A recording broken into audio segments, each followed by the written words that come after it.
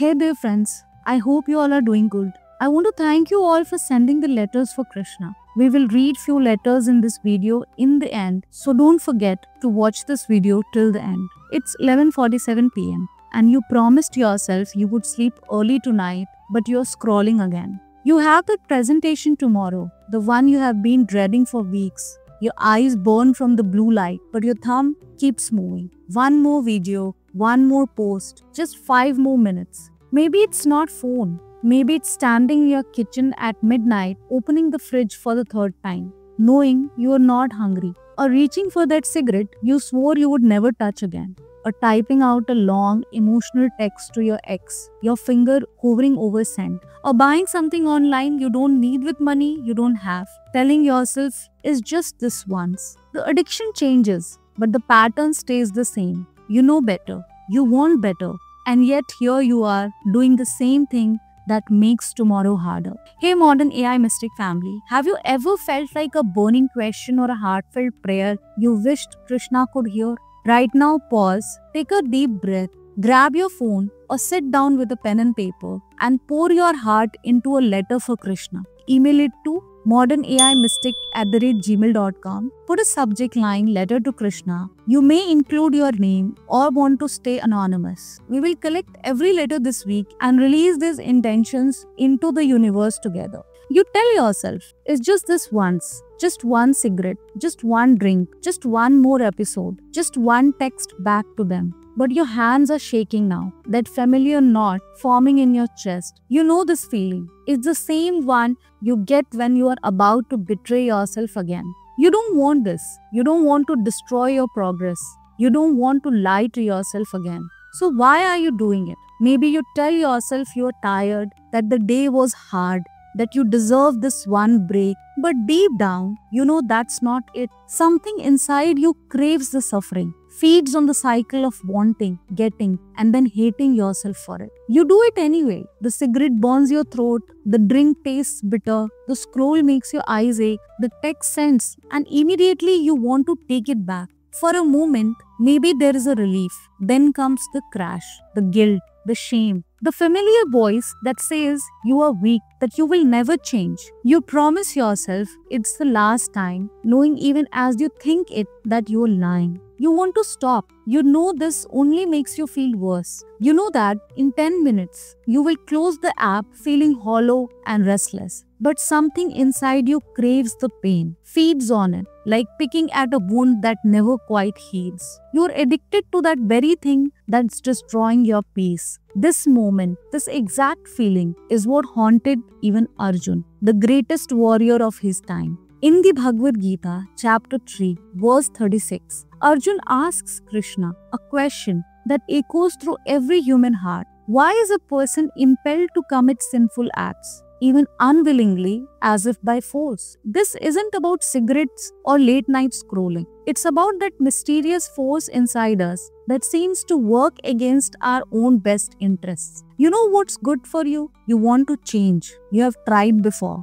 but something keeps pulling you back to the very thing that hurt you. Krishna's answer is simple but shocking. He says, it's wanting, that restless feeling inside you that always craves more. When you can't have what you want, that wanting turns mean. It becomes the voice in your head that says, fine, you don't deserve to be happy anymore. Why even bother trying? So you crave, you light the cigarette, you send the text, you buy the thing, you scroll until 2 am. And for a moment, there is a relief. The craving stops screaming. But then comes the crash, the guilt, the shame, the promise to do better tomorrow until it starts all over again. Krishna called this the all-devouring enemy. Not because desire tempts you, but because it pretends to be your friend. It says the cigarette will help you focus. The drink will help you relax. The scroll will help you unwind. Everyone has weaknesses. Why fight it? Desire is clever. It speaks your language. It knows your wounds. It disguises self-destruction as self-care. And when it wins, it doesn't celebrate, it destroys. But here is what Krishna reveals. You can't fight this enemy with willpower alone. Willpower is like trying to hold back the ocean with your bare hands. Instead, you have to rise above it. You have to change not just your behavior, but the quality of your mind itself. The Gita offers 3 steps. First, practice self-awareness before self-control. Instead of fighting the urge, simply notice it. Oh, there is that familiar pull toward my phone again. Or I can feel my body wanting that cigarette right now. Name it without judgment, like watching clouds pass in the sky. Second, observe the desire instead of immediately obeying it. When the craving hits, pause for just 10 seconds. Feel where it sits in your body, your chest, your throat, your stomach. Watch how it changes, how it grows stronger, then softer. You're not trying to make it go away, you're just getting curious about it. Third, shift your identity from someone who craves to someone who witnesses. Remember that you are not your cravings, you are the one watching them. Say to yourself, I am not this hunger. I am the awareness that sees it all. From that space of pure seeing, choice becomes possible. The moment you stop, just stop, you weaken desire's grip. You remember, I'm not this hunger. I'm not this craving. I'm not this restless mind that always wants more. And from that space of witness consciousness, you choose, not from pressure, but from clarity. You're not weak for struggling with this. You're human, caught between a mind that craves comfort and a soul that craves freedom. The Gita doesn't promise it will be easy, but it promises this. When you stop fighting the craving and start understanding it, you begin to win. The victory won't come from one big moment. It'll come from 1,000 small moments of stopping. Moments when you say, I see you, desire, but I won't follow you today. That's not weakness, that's awakening. Self-sabotage isn't a character flaw. It's a call to understand the deeper workings of your own mind. And the Gita, it's not just a book of ancient wisdom. It's a mirror showing you that